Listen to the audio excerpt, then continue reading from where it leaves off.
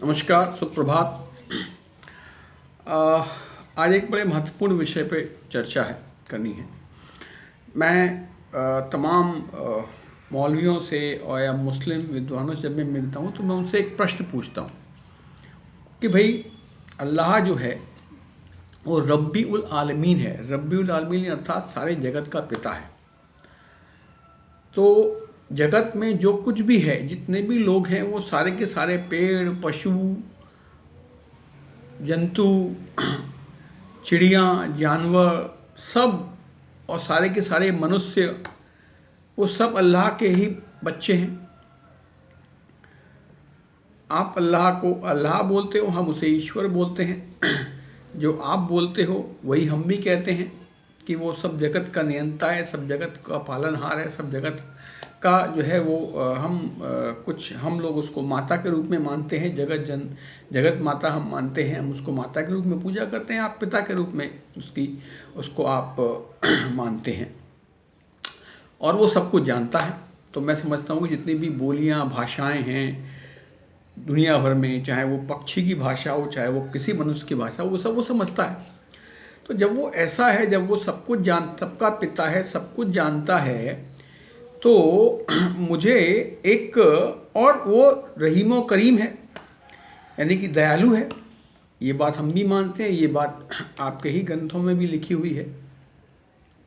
तो मुझे कोई एक ऐसा दुनियावी बाप ला के दिखा दें, वो तो ईश्वरी बाप है। आप दुनियावी बाप मुझे कोई ला के दिखा दें जो कि अपने नाफरमान बेटे को, जो उसकी बात नहीं मान रहा, किसी उसके ऊपर में नहीं मान रहा, तो जो जो दूसरा बात मानता है वो बात मानने वाले को बोले कि तू इसको कत्ल कर दे।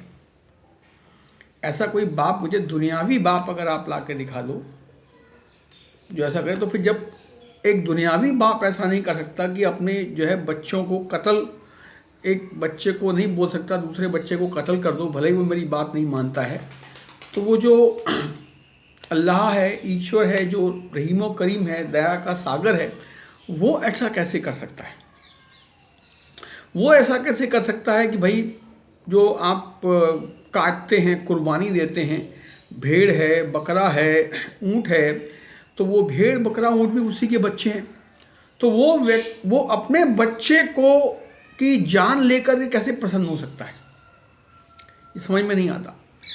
सनातनियों ने, हिंदुओं ने तो इसको समझा और अब बलि प्रथा, हमारी बलि प्रथा यहाँ भी थी, बलि प्रथा यहाँ बंद कराई, क्योंकि बलि प्रथा कुछ नहीं है। बलि प्रथा जो है वो मांस खाने का, और अगर मांस खाने का होता, मनुष्य के लिए मांस उपयोगी होता, मनुष्य का आहार मांस होता, तो ईश्वर जो है वो उस तरीके का रचना मनुष्य के शरीर की करता। जो मांसाहारी पशु होते हैं उनकी आंतें बहुत लंबी होती हैं, मनुष्य की आंतें उतनी लंबी नहीं होती हैं। मनुष्य का जो पाचन तंत्र है वो शाकाहार के लिए है। तो जो है, मैं नहीं समझता कि जो अल्लाह है वो अपने किसी बच्चे के मारे जाने पर प्रसन्न होगा।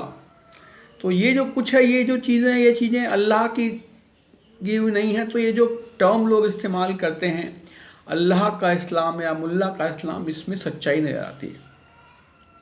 और अगर हम थोड़ा सा अरब के इतिहास में जाएं तो हम ये पाएंगे हज़रत मोहम्मद के जो ख़ानदान था, जो उनके था, वो खाने काबा, अरबों के जो उस समय के प्रसिद्ध तीर्थ स्थल थे, खाने काबा और आबे जमजम, तो उसके वो महंत होते थे।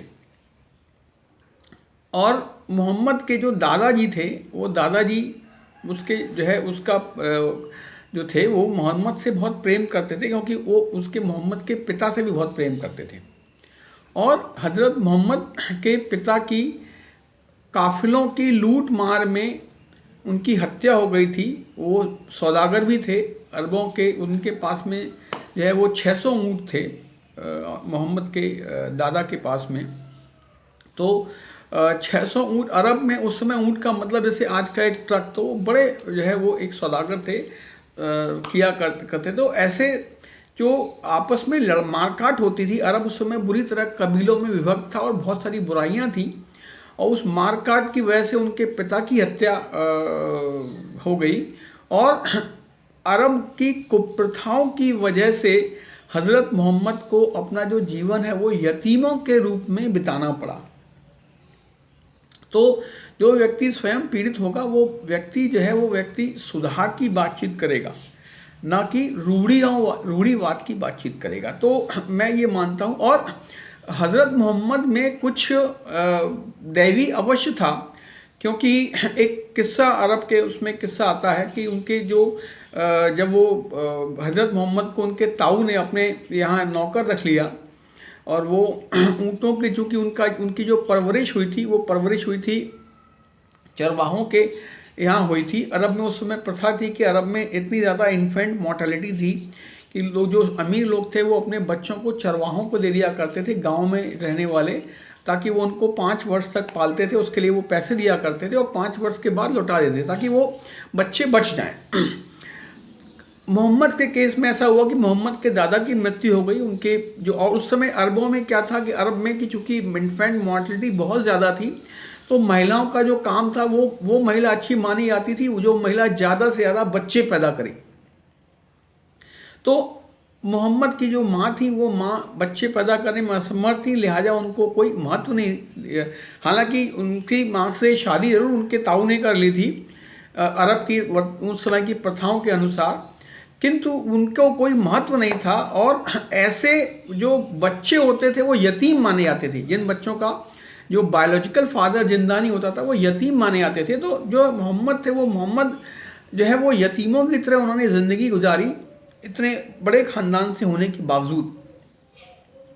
और जो उनके पास इतने पैसे नहीं थे कि जो चरवाहा जो चरवाहा उनको ले गई थी, वो चरवाहन को जितने समय मोहम्मद उसके पास में रहे, हज़रत मोहम्मद, तो उसकी बरसात अच्छी हुई, उसके यहाँ खेती जो थोड़ी बहुत होती थी वो अच्छी हुई, उसके पशु स्वस्थ रहे, तो उसने उनको एक माना कि ये मेरे लिए लाभकारी हैं। तो लिहाजा वो 5 साल के बाद में वापस आके उसने हज़रत मोहम्मद की माँ से उन्हें दोबारा मांग लिया कि भाई आप हमको इसको वापस दे दो, हम आपसे कोई शुल्क नहीं लेंगे। और हज़रत मोहम्मद की माँ ने इस बात को मान लिया, क्योंकि उनके स्वयं के खाने की ठीक नहीं था। तो 13 वर्ष तक वो चरवाहों के बीच में रहे थे, लिहाजा पशु पक्षियों की अच्छी नॉलेज थी। तो ऊँटों की और इत्यादि जानवरों को हैंडल करने की, तो उनके ताऊ ने उनको नौकरी पर रख लिया था। उनके ताऊ के काफिले के साथ जब वो जा रहे थे तो एक ईसाई संत, बात समझिएगा, अरब में उस समय ईसाई, यहूदी, सनातनी सब अरब में रहते थे।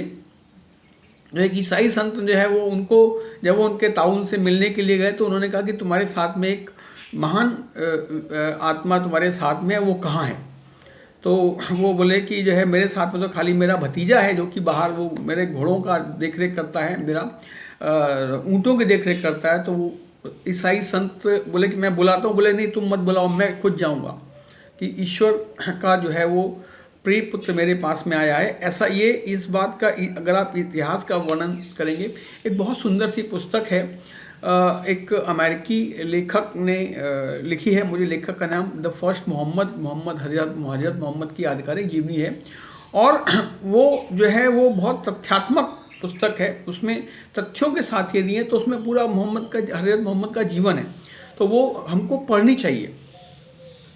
तो वो उन्होंने लेकर के जो है, वो तो ऐसा व्यक्ति जो अच्छे खानदान में पैदा हुआ जिसमें कि कुछ ईश्वरी था, तो वो इस तरीके की बातें जो है कैसे लिख सकता है। और इसका मेरे संदेह की पुष्टि इसलिए भी होती है क्योंकि हज़रत मोहम्मद की जब डेथ हुई, तो हज़रत मोहम्मद की डेथ के साथ साथ हज़रत मोहम्मद पूरी ज़िंदगी जो है वो पूरी जवानी उन्होंने एक औरत के साथ में काटी, उनकी पहली पत्नी खदीजा, और उसके साथ उनको एक बच्ची हुई, उसका नाम था बीबी फातिमा।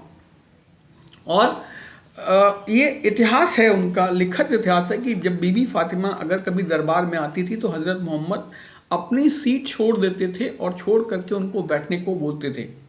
और उस समय अरब में कोई पर्दा प्रथा, बुर्के उर्के की प्रथा अरब में नहीं थी।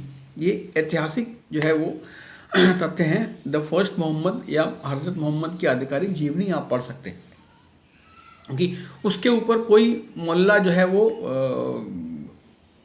अभी तक उस पर शंका नहीं उठा पाया है। अभी जो है हम आते हैं तो जो हज़रत मोहम्मद के मरने के साथ ही उनकी जो परिवार था वो ख़त्म कर दिया गया, और हज़रत मोहम्मद के समय में 32 कुरान की 32 प्रतियाँ थी कुल, क्योंकि उस समय हाथ से लिखा जाता था, लिहाजा कुरान की 32 प्रतियाँ अवेलेबल थी। हज़रत मोहम्मद के बाद अगले जो 3 खलीफा हुए वो सारे के सारे उनके ससुर थे। तब आप समझ सकते हैं कि पूरी ज़िंदगी, पूरी जवानी जो है वो जवानी में आदमी शादियाँ करता है, 2-4-5 शादियाँ करता है। उस समय तो उनकी एक ही शादी रही, उसके बाद में उनके पास में इतनी शादियाँ हो गई, और बाद के खलीफा जो है वो सारे के सारे उनके ससुर। तो आप समझ सकते हैं कि ये जो है क्या चक्कर था। अब पहले ही खलीफा ने जितनी भी कुरान की प्रतियां थी वो कुरान की प्रतियां उन्होंने जब्त कर ली, और जब्त करने के बाद वो खलीफा जो है वो फौत हो गए, लड़ाई में मारे गए, क्योंकि वो जो है क्योंकि एक्चुअली इस्लाम के ऊपर में जैसे ही हज़रत मोहम्मद ख़त्म हुए, मैं समझता हूँ या हज़रत मोहम्मद के समय में, क्योंकि कोई जो संत होता है वो दुनियावी बातों से इतना जो है वो नहीं रखता है, तो वो उसके ऊपर में ऐसे साम्राज्यवादी और लोलुप लोगों ने कब्जा कर लिया, और उन्होंने ये सब बखर जंतर शुरू किया। और जो है मैं समझता हूँ कि उन्होंने जो है वो पूरी कुरान की जब्त की। दूसरे खलीफा ने दूसरी कुरान लिखवाई, और लिखवा करके बाकी वो 32 की 32, अरे भाई हम अगर कुछ फ्रेश नया करते तो पुराने रेफरेंसेस के लिए हम पुस्तक रखते हैं, तो लिहाजा उन्होंने वो 32 की 32 प्रतियाँ जला दी। और उसके बाद में इन लोगों का चलन रहा मुस्लिम खलीफाओं का कि वो जा करके जहाँ लाइब्रेरीज होती थी, जो वो लाइब्रेरीज को जलाते थे वो, ताकि जो है कभी भी सच जो है वो बाहर ना निकल के आ पाए।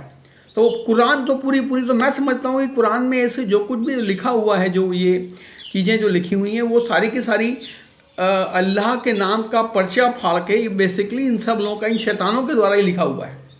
तो कुरान को जो है वो मैं समझता हूँ कि जो मुस्लिम जो भी विद्वान हैं, थोड़ी बहुत बुद्धि रखते हैं, उनको इस बात को स्वीकार करना चाहिए, और स्वीकार करके फिर वो सब चीज़ों के ऊपर में पुनर्विचार करना चाहिए। सऊदी अरब में प्रिंस सलमान ने अभी जो कुछ 2-3 साल पहले जो अरब वर्ल्ड में कॉन्फ्रेंस होती थी विद्वानों के, जो इस्लाम हज़रत मोहम्मद के जन्म के बाद जो है वो मृत्यु के बाद वो ख़त्म हो गई, उन्होंने उसको दोबारा से शुरू किया है, और इस बात को स्वीकार अरबों ने किया है। इस बात को जो है वो, चूँकि मुसलमानों के एक बहुत बड़ा विद्वानों का जो वर्ग है, जो उनका वो वर्ग, जो उनके 2 मरकज़ हैं, बरेलवी और देवबंदी, तो उन सबको, उनको जो विद्वान हैं उनको बैठ के सोचना चाहिए और सच्ची कुरान को खोजने का प्रयास करना चाहिए। ये बात बिल्कुल इसमें दम मुझे लगता है इन सब चीज़ों को देख करके कि ये जो है ये अल्लाह के नाम पर पर्चा या मोहम्मद के नाम पर पर्चा फाड़ करके ये जो कुछ है उसके अंदर में वो जो है सियासतदानों द्वारा लिखा हुआ है, तो इसको ख़त्म करना चाहिए। ईसाई, जैसे ईसाई है, ईसाइयत का भी जो है वो ईसाइयत को भी कब्जा कर लिया पोप्स ने। जीसस क्राइस्ट के जाने के बाद में वो भी एक पीड़ित जो है परिवार से थे, और उनके तो ईसाइयत के ऊपर भी कब्जा कर लिया पोप ने, या ऐसे ग्रोहों ने कब्जा कर लिया, क्योंकि ये जो पंथ थे, ये पंथ जैसे भारत में भी पंथ हुए, सिखिज्म एक पंथ रहा, जैनिज्म एक पंथ है, और तमाम सारे पंथ है, कि तो भारत के जो पंथ है वो एक ठोस सनातन की धर्म आधार भूमि पर हैं, लिहाजा वो इतने विनाशक जो वो नहीं बिगड़े। किंतु मैं समझता हूँ कि वहाँ ये कमी थी, जूडिज्म में इतना ज़बरदस्त जो है आध्यात्मिक चीज़ें नहीं थी, और दूसरा भारत एक देवभूमि है। तो मैं हमेशा बोलता हूँ ये ईश्वर की बनाई हुई भूमि है, और हम सब जो है वो देवपुत्र हैं। तो मैं समझता हूँ कि जो है वो उनको बैठ के चर्चा करनी चाहिए, असली चीज़ें खोजने के प्रयास करनी चाहिए।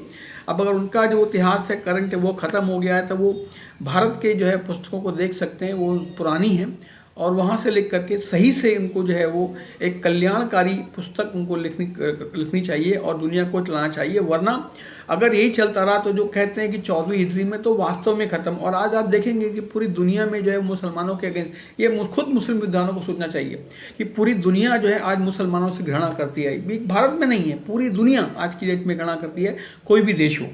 तो ऐसा क्यों है? तो उस कमी जो है वो उनके अंदर, स्वयं के अंदर में है, उनको झांकना चाहिए, उसको करना चाहिए। ये अगर करेंगे तभी वो आगे जो है वो चल पाएंगे, अन्यथा जो है वो उनका विनाश निश्चित है।